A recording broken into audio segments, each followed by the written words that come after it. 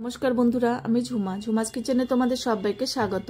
আশা করি বন্ধুরা তোমরা প্রত্যেকেই ভালো আছো এবং সুস্থ আছো। আজকে আমি তোমাদের সাথে রেসিপি শেয়ার করব সয়াবিন বিরিয়ানি। দেখো, সবসময় কিন্তু আমরা চিকেন কিংবা ডিম দিয়ে বিরিয়ানি করে খেয়ে থাকি। এবার দেখবে সয়াবিন দিয়ে করে দেখবে, ভীষণ সুন্দর হয়। আর যারা মাংস খায় না তারা কিন্তু সয়াবিন দিয়ে বিরিয়ানি করে খেতে পারবে। এবার দেখো, এক বাটি সয়াবিন নিয়েছি, 3টে আলুগুলোকে কেটে নেব। আর চাল নিয়েছি 500। আর সয়াবিনটা আমি অনেকটাই নিয়েছি, তোমরা চাইলে একটু কমও নিতে পারো। এবার জলের মধ্যে 1 চামচ নুন দিয়ে এবার সয়াবিনগুলোকে দিয়ে সেদ্ধ করে নেব।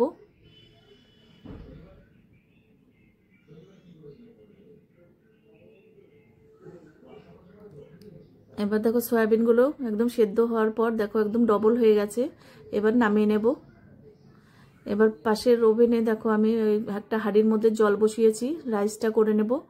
আর এখানে গোটা গরম মশলা ফোড়ন দিলাম, এলাচ, দারচিনি, লবঙ্গ, জায়ত্রী এসব দিলাম। এবার দেখো চালগুলোকে দিয়ে দিলাম। চালগুলোকে ধুয়ে নিয়েছিলাম ভালো করে। এবার আমি আলুগুলোকে ভেজে নেব। সরষের তেলে রান্নাটা করছি।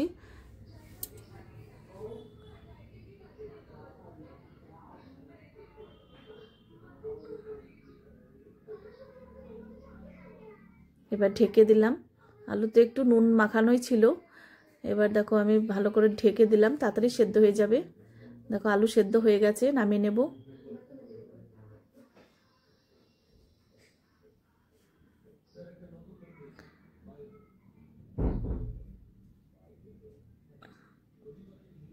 পাশের ওভেনে কিন্তু আমার রাইসটা হয়ে গেল, তাড়াতাড়ি হয়ে যাবে দুটোর মধ্যে করলে। এবার একটু আমি সাজিরে আর জিরে ফোড়ন দিলাম।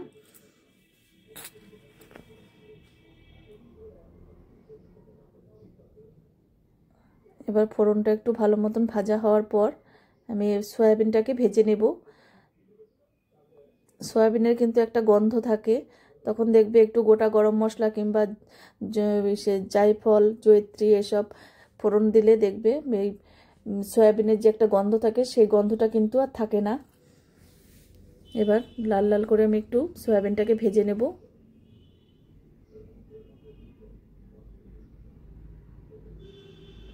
দেখো সয়াবিনটা ভাজা হয়ে গেছে, এবার তুলে নিচ্ছি।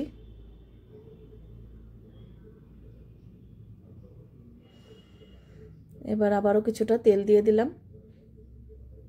এবার 1 চামচ ঘি দিলাম। এখানে 2-3 চামচের মতন ঘি আছে।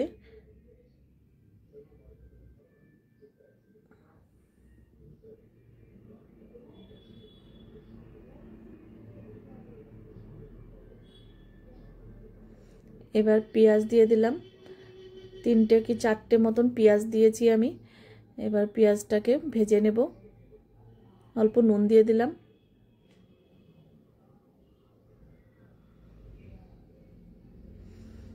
এবার 3টে টমেটো দিয়েছি আমি, 3টে টমেটো কেটে নিয়েছিলাম। এবার টমেটোটা দিয়ে আরেকটু কষিয়ে নেব।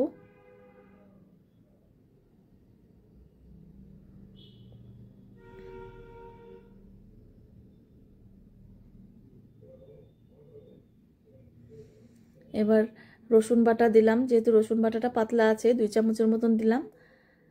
আর 1 চামচ আদা পেস্ট দিলাম।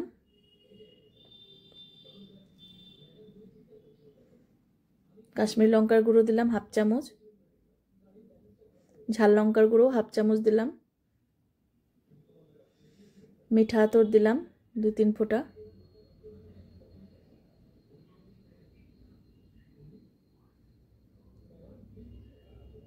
এবার দিলাম বিরিয়ানির মশলা। এই বিরিয়ানির মশলাটা আমি ঘরেই তৈরি করি। এর আগে তোমাদের আমি আগের ভিডিওতেও আমি দেখিয়েছিলাম বিরিয়ানির মশলা করা। আর কেওড়া জল দিলাম 2 চামচের মতন। ওই বিরিয়ানির মশলাটার মধ্যে তোমাদের শুকনো যত জায়ফল, জয়িত্রী, এলাচ, দারচিনি, লবঙ্গ সব কিছু দিয়ে ড্রাই রোস্ট করে আমি গুঁড়ো করে সবসময় ঘরে রাখি। তাও একবার বলে দিলাম তোমাদের। এবার হলুদ দিয়ে দিলাম 1/2 চামচ। এবার কষিয়ে নেওয়ার পর আলুগুলোকে দিয়ে দিলাম। আলু দিয়ে এবার সয়াবিনও দিয়ে দিলাম।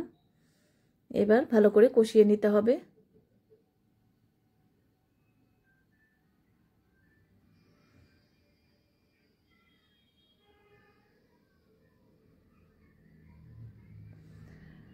সয়াবিন বিরিয়ানির রেসিপি তোমাদের যদি ভালো লাগে অবশ্যই একবার হলো করো, দেখবে ভীষণ ভালো লাগবে। আর তোমরা যদি ইউটিউব থেকে দেখো চ্যানেলটিকে অবশ্যই সাবস্ক্রাইব করে রেখো, আর ফেসবুক থেকে দেখলে পেজটাকে ফলো করো। তাহলে আমি যখনই যা নিত্য নতুন ভিডিও ছাড়বো তোমাদের কিন্তু পেতে একদমই অসুবিধা হবে না, সঙ্গে সঙ্গেই তোমাদের কাছে চলে যাবে। এবার দেখো একটু গরম জল আমি করে নিয়েছিলাম, গরম জল দিয়ে দিলাম। এবার 2-3 মিনিট রান্না করে নেব। আলুটা কিন্তু আগেই সেদ্ধ হয়েছিল, ভাজাতেই সেদ্ধ হয়ে গেছিলো। এবার দেখো আমি ওই রাইসের মধ্যে কিছুটা রাইস তুলে নিয়েছি, তার উপরে এই সয়াবিনটা দিয়ে দিলাম।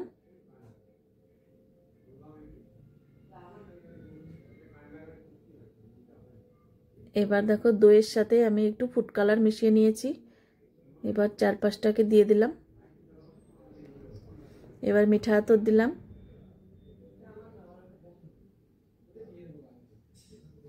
এবার দিলাম বিরিয়ানির যে মশলা করে নিয়েছিলাম সেটা দিলাম। স্বাদ অনুযায়ী নুন দিলাম। নুনটা আগে দেওয়া ছিল ঝোলে, সেজন্য এখন কিন্তু অল্পই দিতে হবে, নাহলে বেশি হয়ে যাবে। আবার ওপর দিয়ে রাইস দিলাম।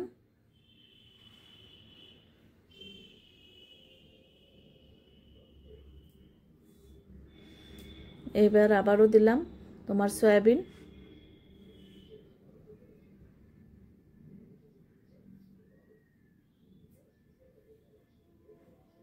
এবার আবারও দিলাম রাইস। এভাবে লেয়ার লেয়ার দিলে দেখবে খুবই সুন্দর হবে, সব জায়গায় একদম মিশে যাবে ঝোল গ্রেভিটা। এবার আবারও এই ফুড কালার আর দই মেশানোটা দিয়ে দিলাম।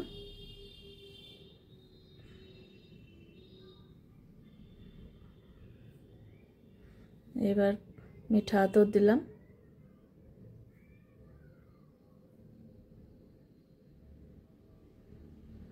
এবার বিরিয়ানির মশলা দিলাম।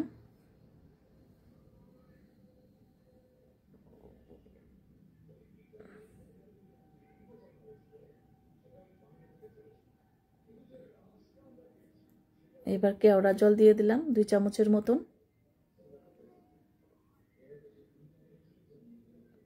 এবার ঢাকনাটা দিয়ে এবার আমি 10 মিনিটের মতন দমে দিলাম, আর ঢাকনাটার ছিদ্রটা কিন্তু আটকে দিতে হবে। এবার দেখো বিরিয়ানি কিরকম হয়েছে, দেখো তোমাদের কাছে কিরকম লাগলো এই সয়াবিন বিরিয়ানি, আমাকে কমেন্টে অবশ্যই জানাবে। দেখো এবার আমি নামিয়ে একটা বাটিতে সার্ভ করে দিচ্ছি। আজকে তাহলে আমি এখানেই রাখছি, এরপরের দিন আবার নতুন কোনো রেসিপি নিয়ে তোমাদের সামনে হাজির হয়ে যাব। তোমরা সবাই সুস্থ থেকো, ভালো থেকো। টাটা বন্ধুরা।